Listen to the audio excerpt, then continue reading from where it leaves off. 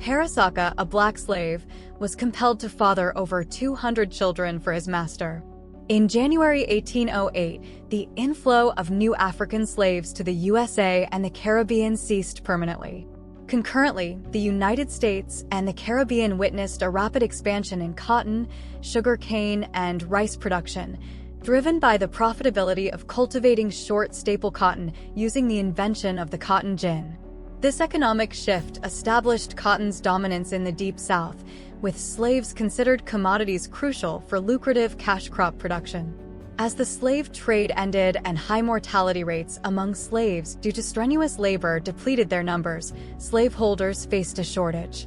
In response, they turned to a sinister idea born from viewing humans as commodities with no more rights than livestock. To bolster the slave supply, slaveholders focused on the fertility of slave women, intermittently forcing them to bear large numbers of children. The story of a man who would go on to father as many children that make up a small village. That man was Pata Seca. There are many tales to his legend, with some saying he lived 10 times the lifetimes of any slave. Before we get right into the video, please smash the like button and subscribe to the channel. Pata Seca, born Roque José Florencio, endured a life of oppression as an enslaved African in Brazil, primarily serving as a breeder to produce offspring for his owner's benefit. His nickname, Pata Seca, meaning dry paw in English, stemmed from the tradition of giving animal names to slaves on the farm.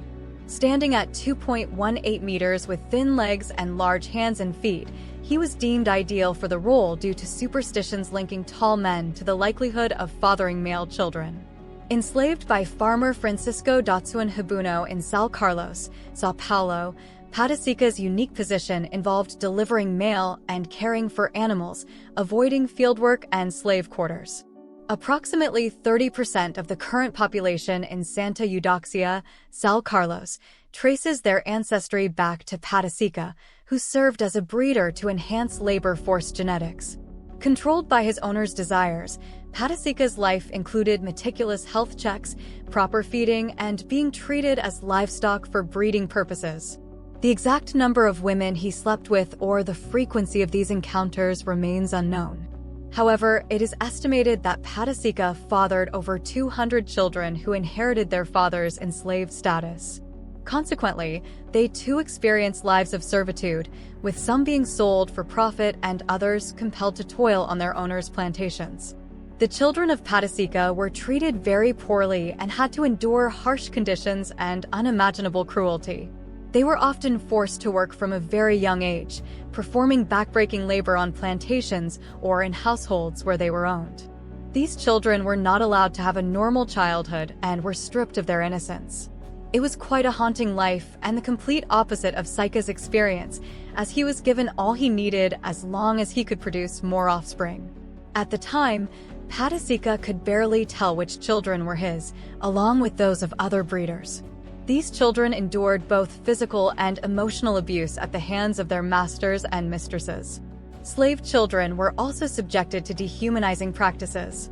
They were often denied education as it was believed that an educated slave was a threat to the institution of slavery. Without access to learning, these children were intentionally kept ignorant and denied the opportunity to develop their intellectual abilities. Pata Seca, due to his success in breeding many offspring for his owner, received favorable treatment, including special privileges and a gifted plot of land. After gaining freedom with the abolition of slavery in Brazil in 1888, he married Palmyra, and together they raised 9 children, establishing their own family. In the land given by his former master, Pata Seca, now known as Seca, embraced the role of a farmer, owning and operating Sítio Pata Seca. He tirelessly produced and sold rapadura, despite modest earnings, providing for his family's well-being and nurturing dreams of a brighter future. As a free man, Seca couldn't connect with the numerous children he fathered during slavery.